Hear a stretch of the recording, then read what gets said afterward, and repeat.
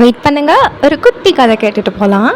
ஒரு ஊரில் ஒரு ராஜாவும் ராணியும் இருந்தாங்களாம். ஒரு நாள் மத்தியான நேரத்தில் ராணி பசிக்குதுன்னு ராஜாட்ட நின்னாலாம். ராஜாவும் ஒரு குதிரையை எடுத்துட்டு டக்கு டக்குன்னு காட்டுக்குள்ளே வேட்டையாடலான்னு போயிட்டாராம். ரொம்ப நேரம் தேடினதுக்கப்புறம் ஒரு குட்டி காடையை கண்டுபிடிச்சி ராணிக்காக தூக்கிட்டான்ட்டாராம்.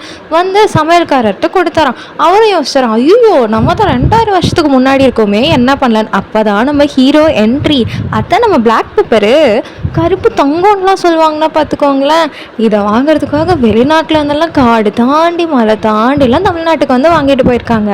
நம்ம சமையல்காரரும் மிளகு, அதோட இஞ்சி பூண்டு கருவேப்பிலை அதெல்லாம் போட்டு நல்லா இடித்து அதை நெய்யில் சேர்த்து அரண்மனை முழுவதும் மனம், அப்புறம் கொஞ்சம் கறி மேலெல்லாம் தடவி ஊற வச்சு அப்புறம் அந்த நெய்யிலேயே கறியை வறுத்தெடுத்து மனம் ஃபுல்லாகவே பரவிடுச்சுன்னா பார்த்துக்கோங்களேன். ராணி சாப்பிட்டு பயங்கர சந்தோஷமாயிட்டா.